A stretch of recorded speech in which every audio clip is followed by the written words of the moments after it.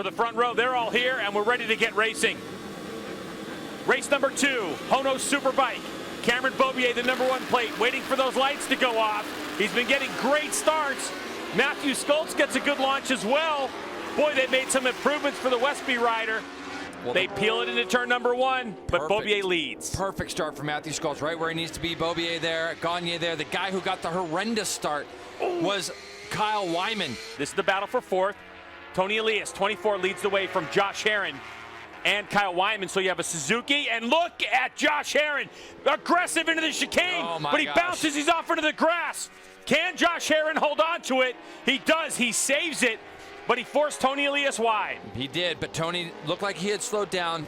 Didn't look like he gained any real track position. Kyle Wyman was the benefactor there of that move by Herrin as they went down into the chicane. And you can see Bobby Fong. Looks like maybe the pain might just be a little bit too much for him, Greg, as he's slowed that M4 X-Star Suzuki. Yeah, you were dipping back in time with that one. I was going back in time, yes. But Bobby Fong, I think the pain is too much. Yeah, that's too bad. And this guy's tough. He is tough. Bobby the Bulldog has got to roll this thing out. That bike looks solid, by the way. I mean, when he was driving up out of there, you could see Kyle's bike getting a little bit loose. Herrin looked like he had a lot of grip. He's going to make this pass. What down a move! In the S's. So Josh Herrin, can you hold it tight? Kyle Wyman's going to fight right back. He does, and so we'll hold on to that position. What a dive bomb. It's a great move. I mean, this is the thing that you said earlier that we love about Herrin. He's not going to wait around. He's going to try to make passes as quickly as he can. And, you know, it's disruptive, but it's controlled. I mean, the guy's got so much bike control, does Josh Herrin, and his bike looks the best I've seen it look all year. But if that stays that way the whole way through and it doesn't get any worse, then he'll be okay in the middle parts of the race. There goes Herrin into turn 1 again.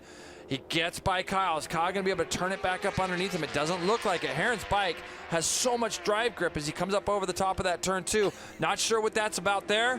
Let's see if that cost him at all, Greg. Well, I can tell you there's no love lost between these two. Earlier today in warm-up, they had a little bit of a thing going on, and Herrin and Kyle Wyman looks like they have a rivalry brewing at the moment.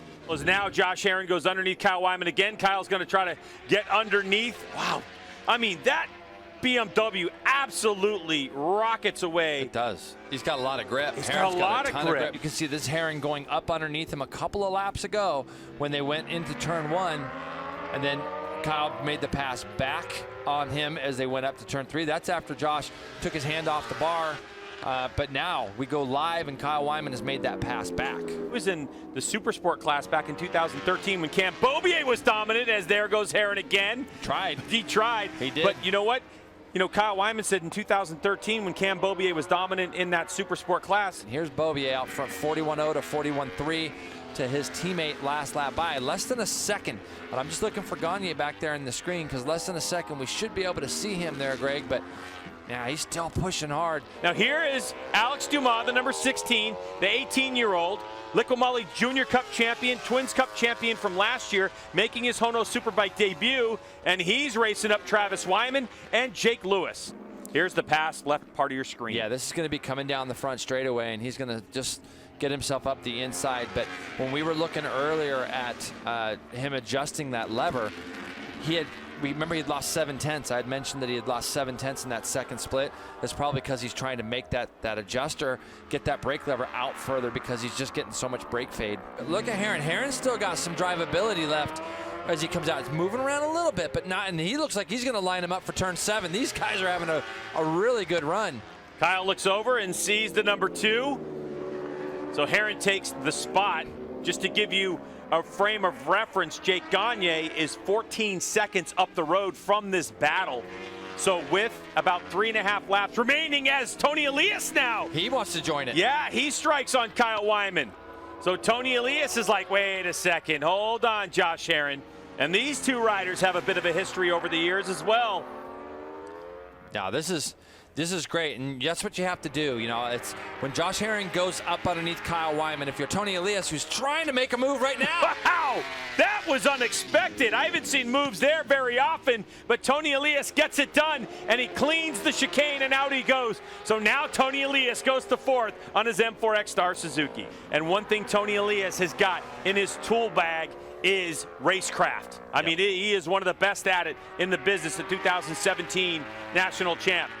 Don't see that very often from Tony Elias, having a look over his shoulder. He might be thinking, where is Herrin going to attack? And Josh says, I'm going right into the chicane again. Such a great pass as he gets into there, and you have to commit so early.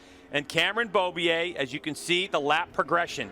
When the pressure was on, he dipped. Lap number 2, the fastest lap of the race, and then answered that with a couple of 40s that were just a tenth or two away from that lap record. And once he started to get comfortable, he just set the pace and was able to control it. He's going to get another victory, his 7th of the year, and he'll do it with another track record. The Californian onto the front straightaway, full gas, checkered flag flies, and Cameron Beaubier takes victory. Matthew Schultz coming across the line for 2nd place, and that's going to be a good result for him. Jake Gagne has fallen way back, almost into the clutches of Josh Herrin. You can see him looking back. He had some pretty big issues the last couple of laps, Greg. He's going to get that bike across, and not too far behind. You're going to see Josh Herrin right there, Greg. That's how close it was from Herrin getting on that podium. 37 now for Cameron Beaubier after 8 races of competition, 4 rounds of the MotoAmerica Championship. Matthew Schultz back there, 59. He got a couple back on Jake Gagne, but there's still a lot of work to do.